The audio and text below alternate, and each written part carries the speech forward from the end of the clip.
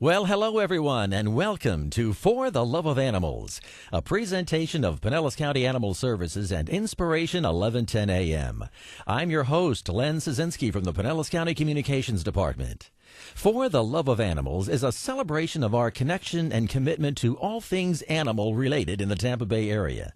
During the next hour, we'll be sharing with you information about the animals we love and the services and programs provided by Pinellas County Animal Services. Right now, Animal Services is looking for a special kind of volunteer, and those are individuals and families who want to be a part of a foster care team to care for pets who need some time away from the shelter. With me to talk about this special program is Animal Services Program Specialist Jan Sebald. Jan, how are you? I'm great. Thanks for having me. Welcome to the program. Thank you. I'm glad I'm here. This is not a new program. We were talking earlier, and you said that this program has really been around for a long time, the Foster Care Program. Tell me a little bit about it. First of all, who needs foster care? What kind of animals in animal services need foster care, and why? Well, we have puppies, and then we have adult dogs, and we have mamas and kittens. It is kitten season, so we have a lot of litters, and then adult cats. So our cats and our dogs are in need of foster care. Let's just say we had a dog that was around the shelter for a long time, and I'm thinking of Hazel in cage 116, and she's been with us for a while, and I'm hoping that she gets adopted soon, but if not, then we can put her in foster care and get her out of the shelter environment. And why is that necessary for this particular dog? Well, she's been in the cage for a long time, and we have dog walkers that walk her, but it would be wonderful if she could have some more freedom. She could go on her freedom ride to a foster home. And I understand that some of these animals, kittens, for example, may simply be too young to stay at the shelter? Yes. If the mama and the kittens, well, especially the kittens, if they're less than 8 weeks old or they weigh less than 2 pounds, then we would like them to go into a foster care situation until they get old enough to come back so we can then adopt them out. Some animals may be recovering from surgery? Oh, yes. We have a one volunteer in particular. She does all of our special need adult dogs, and when we do amputations, and we have a 3-legged dog right now, she'll take the dog after surgery. She will nurse the dog until the dog is well enough to come back to the shelter to go on adoption row. And I understand that some animals just need some special one-on-one attention because of their behavior. Well, yes. If we had someone that wanted to work and, train a little bit just on the basics of sit and stay and come, that certainly then when the dog comes back to the shelter, the dog is more adoptable. Now, how many people are you looking for? How big is the need for foster parents? It's big. Right now we presently have about 30 foster volunteers. Some are active, some are not, some are snowbirds. I'd like to see around 100 people on the list. I really would. So recruitment is underway, and we hope to fill that need. What about the individual involved? What are the special responsibilities or qualifications of a foster parent? Well, we ask that our foster parents do go through our volunteer orientation that we have at the shelter, and then we have a special foster training class, and we ask that their pets that they have, of course, are on a rabies shot and are licensed, and we certainly would like our foster parents to have their own animals on flea and tick prevention, because we do deworming and flea and tick prevention for our foster animals, so we wouldn't want to give someone kitties with fleas and then the fleas are in the foster mom or dad's home. So now, are you telling me that a lot of people who have animals maybe will be looking to be a foster parent for another animal from the animal services? Yes, certainly, yes. Because I was going to ask you, how many pets can you foster at a time? And well, it depends on the individual. Some people like to just foster one dog at a time. Some people like to take a couple of litters. There's one lady who does, I think, 2 or 3 litters. She has a room in her house that is strictly donated to cats. And she'll take the cats in, the mama cats with the kittens, and she takes care of them until they're ready to come back. Well, how much special care and attention does a foster pet need? Well, in our training class, they learn that if there's any medical need, to call the shelter, to talk to the medical staff.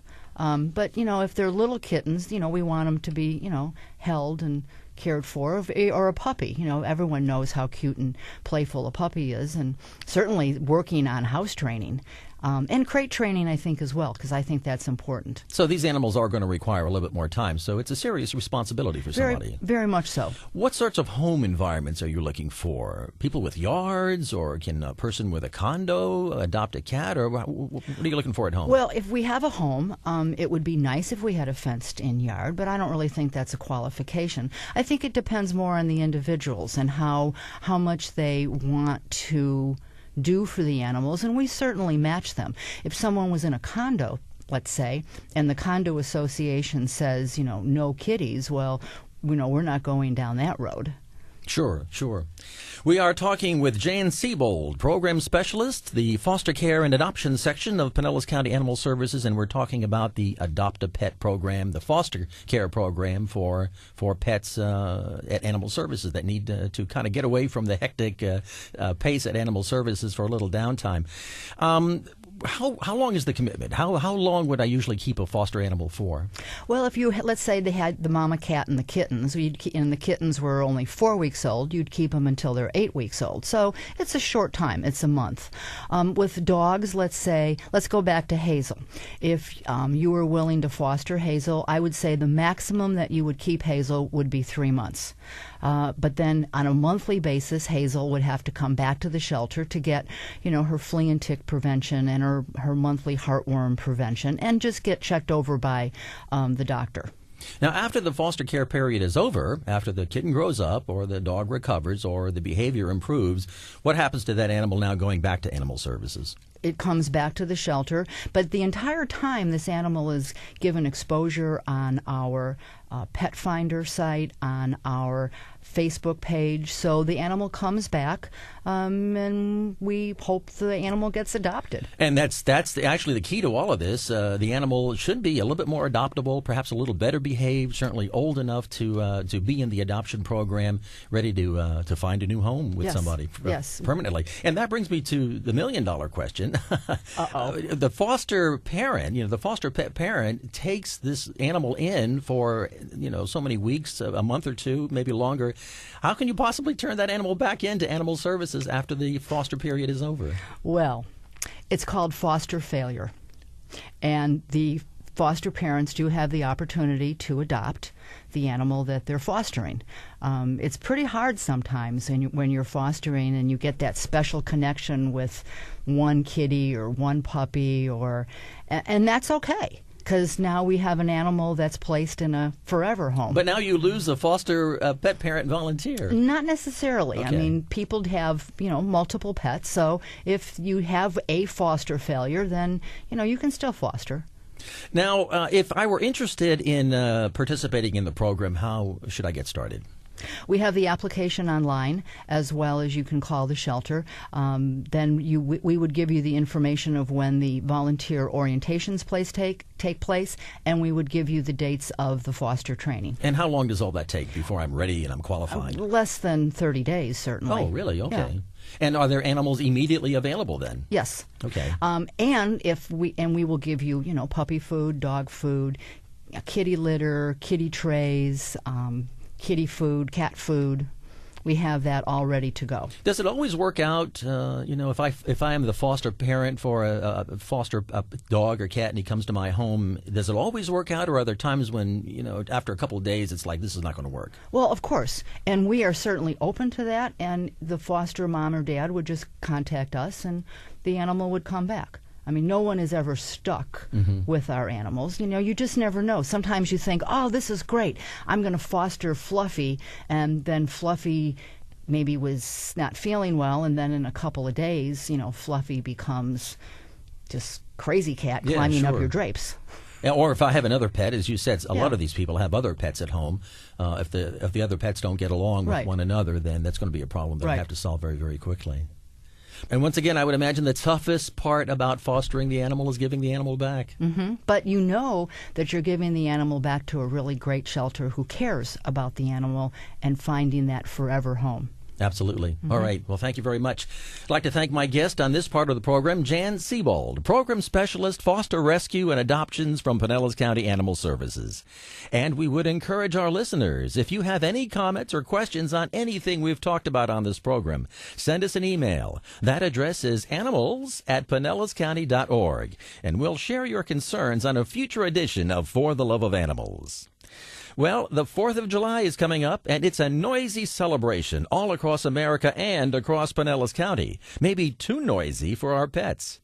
Coming up after the break, Dr. Caroline from Pinellas County Animal Services tells us how to keep our pets calm during the holiday chaos. Stay with us. All right, we're back. Welcome back to For the Love of Animals, a presentation of Pinellas County Animal Services and Inspiration 1110 AM. I'm Len Szynski with the Pinellas County Communications Department. Well, the 4th of July is coming up. All across America and Pinellas County, people will be celebrating with fireworks and firecrackers and other things that go bang and boom. But is the 4th of July a hit with dogs and cats?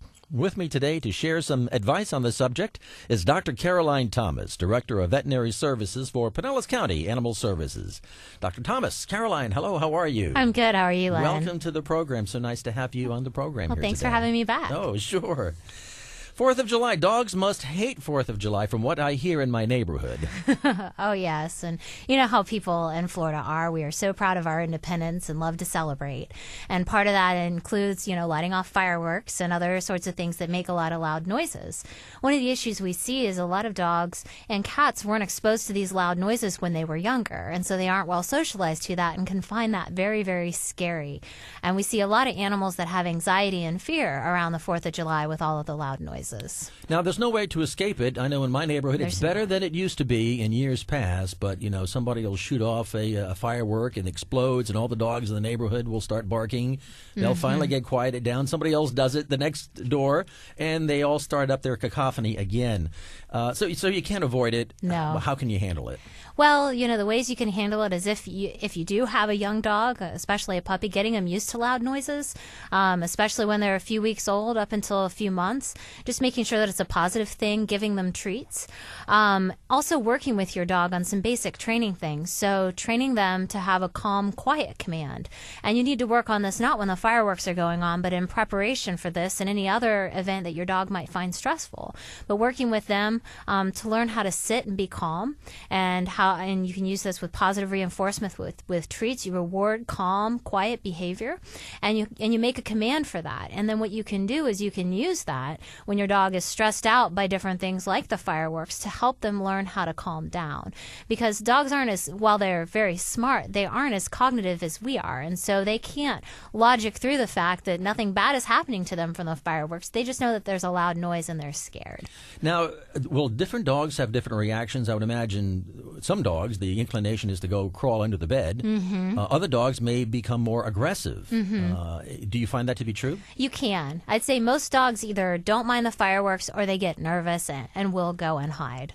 And so we see kind of a wide variety. Typically, we don't see aggression, which is a good thing with those kind of loud noises. But sometimes when a dog is very, very fearful, sometimes that if they get startled during that point, they can turn around and potentially try and bite when they don't know what's going on and they're very worked up. As the dog's owner, can you comfort the dog physically? Can you hold them or pet them or talk gently to them? You mentioned the rewarding the calm behavior, but do you need to take it further than that? Typically not. And the reason being is that the dog sees the petting and the holding as a positive reward. And so you're actually rewarding the anxious and fearful behavior. And that can actually become a feedback loop where the more upset the dog gets, the more you comfort and pay attention to it. Kind of like a child that's acting out to get attention. And the dog isn't consciously acting out to get attention, but they see that if they behave this way, that mom or dad holds me and talks to me and pets me, which are all things that the dog likes. So typically working on a calm command, but also kind of ignoring that anxious behavior, giving your dog a place that they feel comfortable. If they have a particular room that they're comfortable in or their crate that they feel comfortable in, potentially a T-shirt with your smell on it, one of their favorite toys, and just kind of letting them work through that. And then if your dog's really having some issues, working with your veterinarian or a trainer to help to encourage more calm behavior. Now, if you're out in public when this happens, and there are a lot of municipal fireworks displays around Pinellas County, and we certainly encourage people to go to the municipal displays rather than have their own backyard displays. But number one, it's a alien environment. You're outside, you're around a lot of strange people, and then all of a sudden these fireworks start going off. People bring their dogs to these sorts of events, the whole family. First of all, is it a good idea? And what do you have to watch out for if your dog is at one of these fireworks displays? Well, I think it can be a good idea, but I think that you should get a sense of how your dog reacts to loud noises like fireworks before you throw him into that environment with a bunch of people and fireworks. So I think to take your dog to a public fireworks display, first of all, it has to be a dog that really likes to be around a lot of people, is very well socialized, really enjoys that, doesn't become overly stressed out by that, and also a dog that's not afraid of fireworks. Because the worst thing you could do for a dog that's afraid of either large crowds or fireworks or both is throw and overwhelm their senses by putting them in that environment. And so if you've got one of those dogs, either staying home or leaving your dog home and going with just the human members of the family would be the way to go. Sounds like humans can do a good job of driving a dog crazy. They can, and dogs can do the same to them. There we go.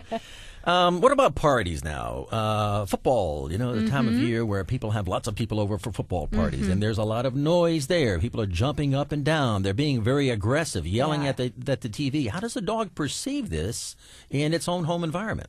And again, that goes back to the individual dog and their personality and what they're used to. Some dogs can see that jumping up and down and yelling and be afraid of it and even start to get protective of their owner or their family, which can be something you don't want during that great party and everybody's cheering. The dog gets protective and starts to growl or bite. So I think this is, again, where you really need to know your dog and see how your dog reacts. And sometimes dogs get worked up just like little kids and they need a timeout. So if you see that your dog is out during the party and is having fun but's getting a little worked up, maybe acting a little more hyper or barking more than normal, go ahead and give them a timeout. Again, in a room where they feel, or their crate where they feel comfortable and safe, give them a little bit of time to calm down and then let them come out again. But there are some dogs that don't do well with a bunch of strangers in the house. And in those cases, it's probably best for them just not to interact with all those guests because that's probably too much. So keep the dog in its room or out on a porch away from the party animals, because those animals can get pretty out of control as well. Oh, yeah. I'm telling you, in my neighborhood especially. Florida summer storms, summertime thunderstorms are a fact of life in Florida. And how can you avoid that? Just about every day we have thunder and lightning to deal with. Will animals get used to that? What's funny about that is we often see a lot of animals as they get older get more and more afraid of thunderstorms and have thunderstorm phobias, which always amazes me because it's not that anything bad ever happens to them because of a thunderstorm. But we do see a lot of animals that do that, and our thunderstorms are so unpredictable. It can be very, very stressful for them. So there's a number of things you can do. Again, having them have a calm, safe place where they can be during the storm is good. Because a lot of these things, the storms will happen when you're at work, perhaps. They do. They're home by themselves. They do. So if you're there, you can use some of the calming. If you've taught them some calming commands, use that to calm them down. They also make a really neat product. It's called a thunder shirt that fits on the dog's body nice and tight and helps to reduce stress and anxiety from thunderstorms. That's something you can put on before you go to work. Oh, my goodness. There are some dogs that truly have anxiety disorder in regards to thunderstorms and can get so worked up they can injure themselves and destroy things in the house. And if you've got a dog like that, you really need to seek professional help, both with your veterinarian, sometimes medication is involved, and also working with a dog trainer to help on the behavioral aspect of that. Well, I was going to ask you that about medication. Might it be that simple of being able to medicate my dog before these stressful events? Well, and that can definitely work when you can predict the stressful event. But as we know with our thunderstorms, they can roll up with almost no notice. Sure. And a lot of our medications take about, even the fast-acting ones, take a half hour, 45 minutes to take effect. So that can be a little bit of a challenge, much easier for something like going to a party or fireworks. And again, your veterinarian, those are all prescription medications that can help with those kind of things. Your veterinarian can help you through the pros and cons. I don't think people think about this a lot. I mean, stress for dogs, obviously, if they can see the dog in distress because of noise or because they were around a room full of people, but are there other stress factors that perhaps we're not aware of that dogs have to endure? Oh, definitely. And dogs and cats both get stressed out by change, just like people. They get stressed out by changes in their routine, new people in the house, new places to move, sometimes new furniture, work being done on the house. All of these things can be stressful for a dog. Things like a diet change, anything like that you can think of that changes that normal routine, they can find stress. So keeping everything as consistent as possible. And if we're going to change something in the routine, making it a gradual transition, if at all possible, instead of abrupt or changing too many things at once, can help. And too much stress can affect their health. Oh, absolutely. Just like with you and me, it can have a lot of negative consequences. And I would imagine digestive disorders, perhaps a rash, a skin disease or something. Typically what we can see is sometimes stomach upset, soft stool, so a little bit of diarrhea. We can see all of those with stress for sure. So keep your wits about you, and just like you don't like things that are stressful, and the dog doesn't either, No. and can react just as adversely as any other human being. Definitely, and just keeping a regular routine, lots of good exercise, good food and nutrition, access to water. Those are all things, just like for you and me, that can really help reduce our stress levels overall. Take a holistic approach. We have a lot in common with our pets. We do. All right, Dr. Caroline, thank you very much. Thank you for having me. I'd like to thank my guest on this segment of For the Love of Animals, Dr. Caroline Thomas, Director of Veterinary Services for Pinellas County Animal Services. Now, remember, if you have a question for Dr. Thomas, simply email it to us at animals@pinellascounty.org. We'll give you the answer on a future edition of For the Love of Animals. Coming up after the break, we'll find out more information about the pets we love and some of the important programs provided by Pinellas County Animal Services. Stay with us. Well, we're back. Welcome back to For the Love of Animals. I'm Len Szynski from the Pinellas County Communications Department. Now, we mentioned at the beginning of today's program the fact that Pinellas County Animal Services is once again looking for volunteers to serve as foster pet parents to give temporary homes to some animals who need special care of one kind or another. Well, right now we're going to talk to a lady who is a foster pet parent, who is a long-standing volunteer at Animal Services, and who actually teaches foster pet parent classes. She is Diane Smith. And Diane, welcome to the program. Hi. Now, Diane, you've been a volunteer at Animal Services forever, they tell me. Yes, for the whole time the new shelter's been there, I think about 14 years. I've had 4,000 hours of volunteer time, and I have fostered over 3,000 dogs and cats. Now, you must really know your dogs and cats. But that is a remarkable figure. You told me that figure earlier, and after I picked myself up off the floor, thought that was quite remarkable. Now, 3,000 pets for how long? How long have you been a foster pet parent? Well, I was even fostering before Pinellas County Animal Services. So I've been doing it since my kids have been little. They're now in their 30s. Mainly just I wanted to bring puppies and kittens in for the kids to see and show responsibility, which is one of the good reasons for fostering too. If a lot of people have that in mind and not have to have their own cat, let's say, have kittens, you can go foster and get kittens that way and not have to, So how many years then has this been? Can you add them all up real quick in your mind? Just forever. 20 years? Yeah. Okay, so 3,000 yes. cats over 20 years. Yeah. Here's the question I'm going to ask you. Which one was your favorite? Which of these pets that you foster cared was your favorite? Actually, the cat I have right now. I ended up adopting her. Okay. Because she had some issues that she had FIP, which is feline infectious peritonitis, which is a bad disease, and she was going to have to be put to sleep.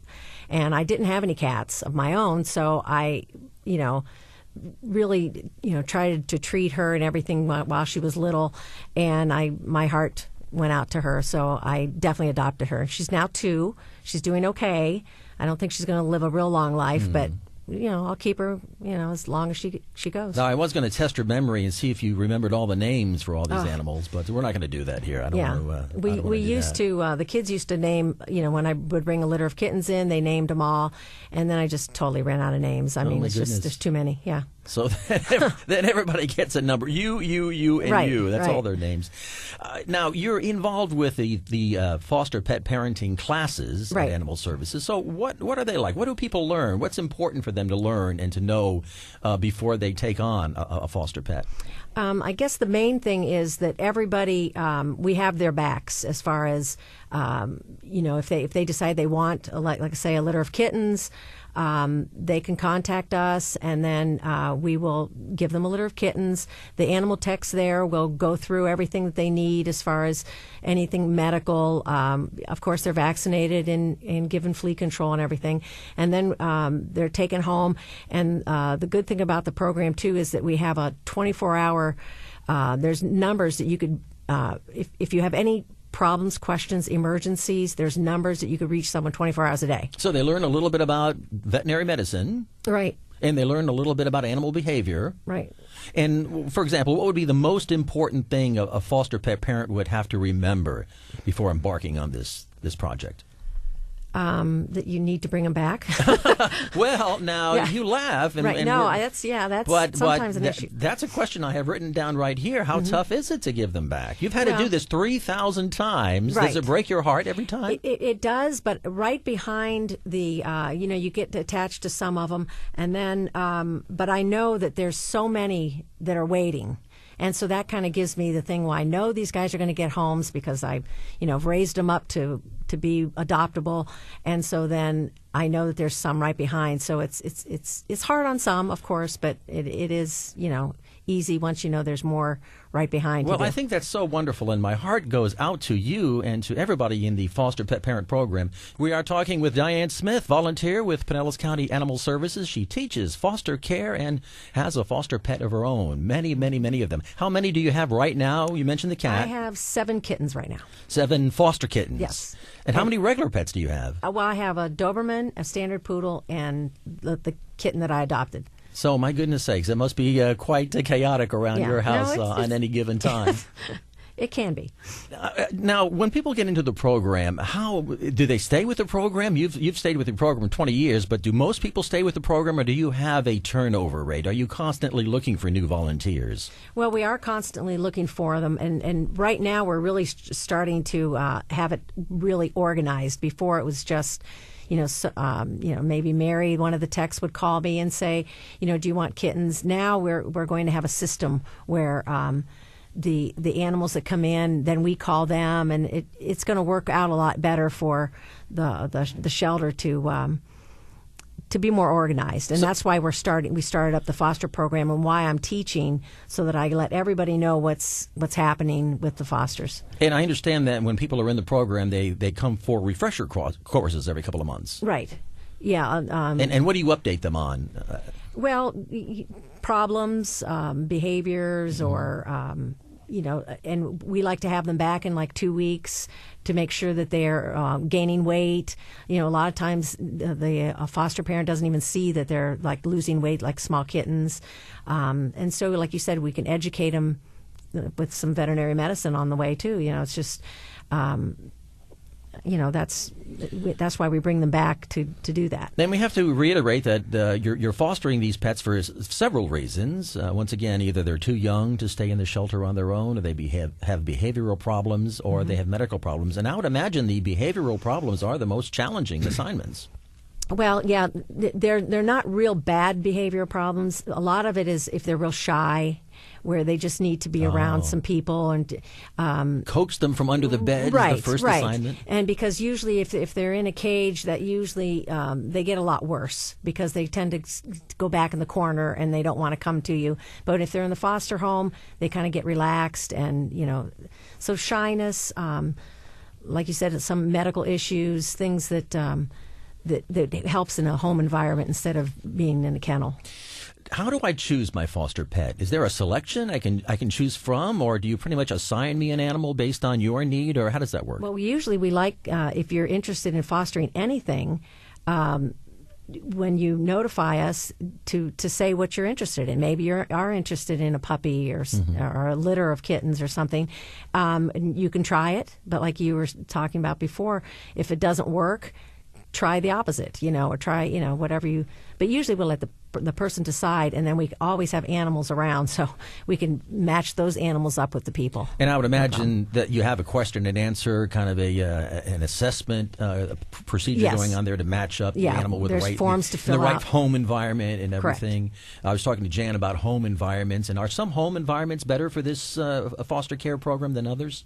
Yeah, well, if you have a litter of kittens, it's best to have either a cage or like a kitty condo type things. And sometimes we even have them available at the shelter where you don't have to use like a room or a bathroom or something. You can ask if there's cages available.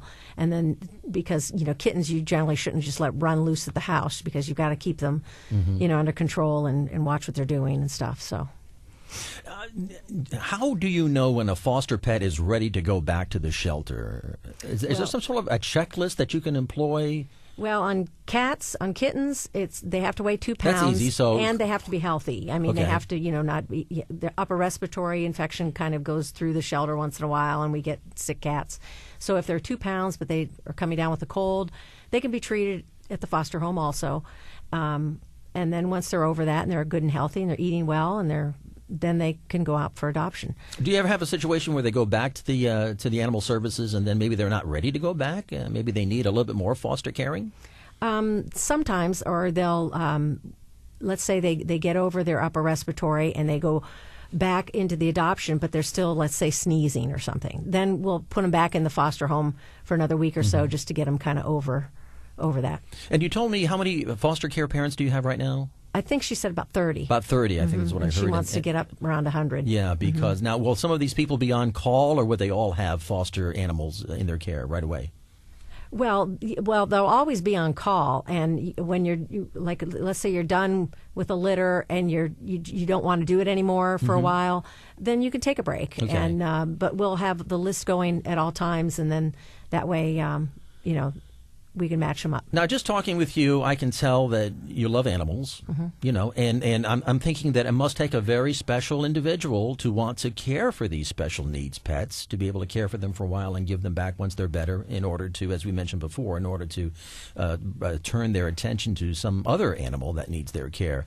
So do you find these qualities in the people you look for? Can you tell who's going to be a good foster care parent just by talking to them and looking at them? What's your experience been? Yeah, I think you can. Just like the last meeting we were that I did on a couple weeks ago, the people that are really into it, you can tell. You can tell that they have the love and the want to do it, and then there's other ones that maybe will try it for a while, and then they decide that, and we'll never hear from them again. Oh yeah, sure. But it would be nice to know why they don't want to do it. Maybe they were doing what you said, that they just fall in love with them and they can't want to part with them. It all depends. And if people wanted to participate in the program, they can certainly find out more information on the website. The website, and give Pinellas County Animal Services a call. They'll direct you too. All right. Well, thank you very much, Diane. My guest this time around, Diane Smith, foster pet parent and volunteer at Pinellas County Animal Services. And Diane, you are truly doing important work and are an asset to that organization. Our hats are off to you and our hearts go out to you. Well, coming up after the break, we go to the mailbag to answer some questions about Pinellas County's leash law and the prohibitions against tethering when we come back. Well, we're back. Welcome back to For the Love of Animals. I'm your host, Len Szynski, and joining me right now is John Hohenstern, Senior Animal Control Officer at Pinellas County Animal Services. And John, this is one of the more popular parts of the program here, the mailbag. Yeah. We actually respond to citizen inquiries sent into Animal Services over the last several weeks. And I have two here, John, that I want to read to you, and then I want to talk about it, having to do with Pinellas County's leash law. Right. Here's one from Brenda. Looks like she's in St. Petersburg. And she says, the home 2 doors away had just recently been bought. They are there every day working on the home. They have not moved in yet. They have a very large Doberman Pinscher that runs loose in the front yard. Never ever is he tied up. I have seen him run after other dogs that walk by, and quite frankly, this dog would scare anyone with his size. Every time we walk our dog, he begins running toward us until his owner yells and the dog turns around. I am getting sick and tired of this, Brenda says. Then there's another email from Patricia from St. Petersburg. She says, hi, I live in St. Pete and just retired from the Army after 28 years. I have a service dog for both PTSD and TBI. I use voice commands to control my dog around the neighborhood, but use a leash when out of the neighborhood. My dog, Missy, is very well behaved, using voice command hand signals. I think everyone will agree with that. My question is this. While walking around the neighborhood and answering to voice commands, do I have to also have her on a leash? So, John, my question to you is, when must a dog owner leash his or her dog? Well, as long now as we have a situation where here's a gentleman that says they both say their dogs are under voice commands. But, one dog stays in the yard but doesn't do a real good job of staying in the yard, and one only uses the leash when they're in a kind of an unfamiliar environment. So what does the ordinance say about these two instances? Well, basically, you need to be in control of your dog at all time. And if your dog is charging at someone who's walking by and you're not there, then you know what? That's a problem. You know, we live in It's a big problem. Yeah, we live in the most densely populated county in the entire state. You know, and if a dog is actually under voice or hand signal commands, you know, there shouldn't be a difference between that and him being on a leash. He should be listening to the owner and the owner's commands or the hand signals. You know, so I mean, we will accept, you know, that the dog is under control and not on a leash, as long as they prove they're in control of the dog. And that's pretty much what the ordinance says, isn't it? Absolutely. You know, we understand that, you know, there are some people that have trained their dog and, you know, and they are very obedient.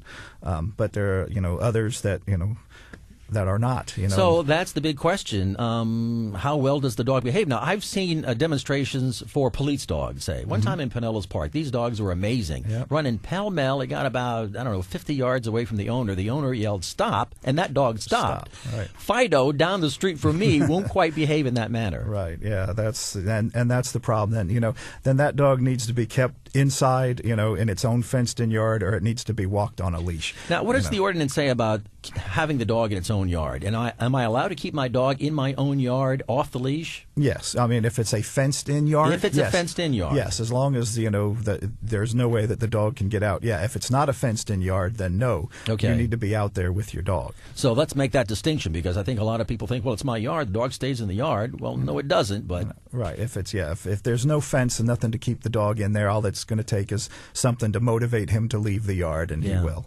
So now... So we have the dog either under your voice command or on a leash. What about in a public place? If I'm taking my dog to a park, say, and my goodness, there are a lot of restaurants that have the doggy dining provision. Do I have to leash that dog at all times at those locations? You know, well,